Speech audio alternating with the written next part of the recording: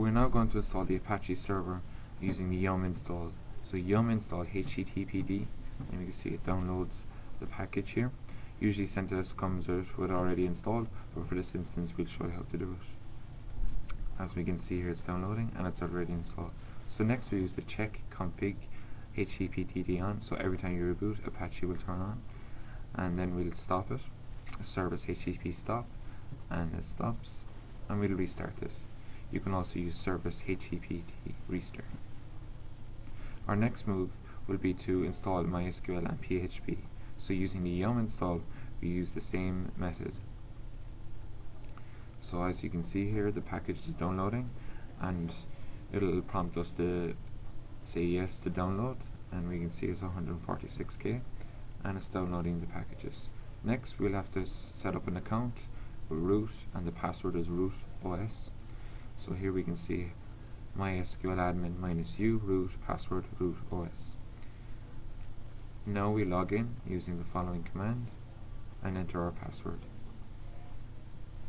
Here we'll recreate the Moodle database, and here we can see also how to see the database by showing the database command, and we can see that Moodle is in fact actually there. So our next thing is to set up the permissions. So MySQL _set permissions, you enter your password, and here we pick number 7, create and append the database. So here we can follow a few steps. So we pick our database Moodle, our username will be Moodle user, okay, and we'd like to set a password, yes, and we'll use the password root OS for this instance, and we'll just type that again, okay, and from which host would you like, so we'll say any for this test purposes, and no for another host, and here we say yes to configuration, and then we press 0 to exit. Now we'll set up the Moodle folder.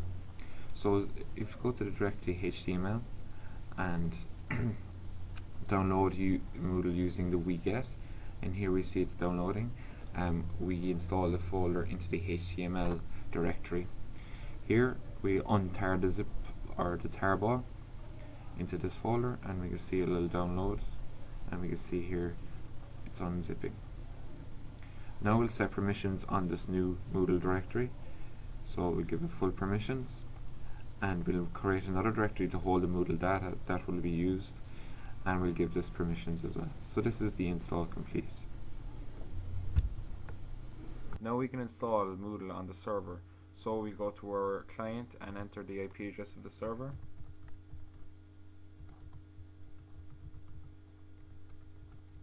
And we'll go /Moodle, and this is where Moodle is installed on the server. So this is connecting, and we can see we've connected now, and then we're going to the installation page. So first it gives us a choice of language, so we click next, because we'll stick with English, and it's just checking for the PHP settings, and most of them have passed, so it looks to be okay. Now we go on to the next page where it checks what address your server is at and what directory, and also where the data directory is. So as we said earlier, that we set it to Moodle data, and we can click next. Now it's asking for the login to our SQL server, so we'll just apply the correct username, which is Moodle user, as we can see, and our password which we set, which is in this case root OS. Then we can see it gives you an option to install a language pack, but we don't need that, we'll stick with English. Okay, and we see that everything is complete and the configuration was success. So we'll just click continue now. Now this brings us to the Moodle licensing agreement. As Moodle is an open source software, we're allowed to use it and tweak it to our own needs.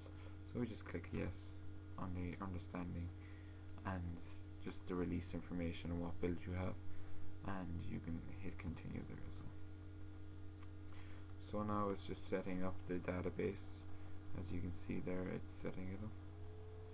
So it's just showing all the so as we can see here, database was successfully upgraded. So we can hit continue. and setting up module tabling. So we can click continue. Okay, and we can see the plugins all have successfully been installed, so we can hit continue again.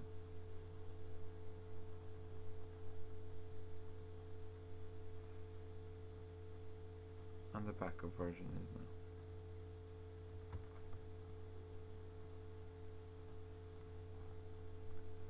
Okay, and we can see the blocks have successfully installed.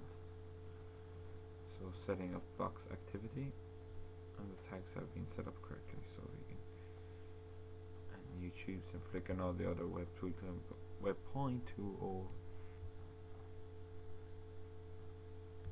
Okay.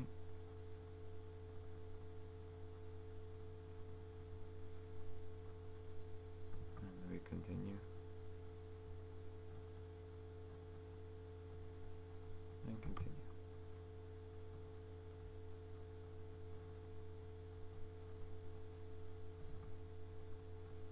So these are all the plugins that are needed, and they're being upgraded as we press the installation button.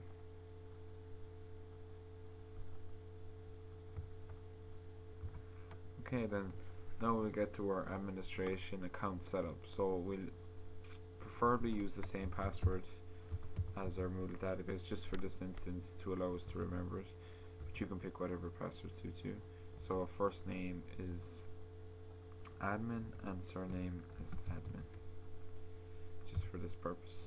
And we put in our email address, so jtwig@gmail.com.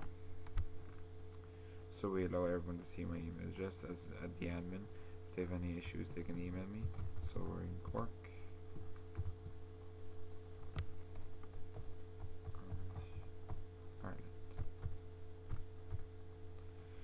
And then we can set the server local time.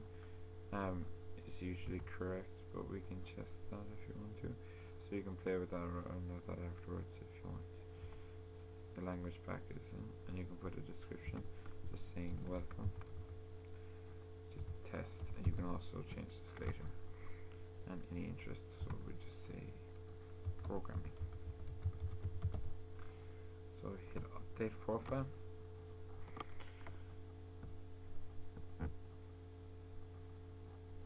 Okay, and it brings us to the site name, so you can test that, change that to test, just for this instance, and test again, just for here. And the front page will be welcome. So now we can move on from here. Setting management installation, we'll just disable this for the time being. We can also set this up later in the installation. Okay, now, and here we are logged in as admin, and here is our front page. As you can see, we set up our welcome message here. We have a calendar, and here are all our options on the left, and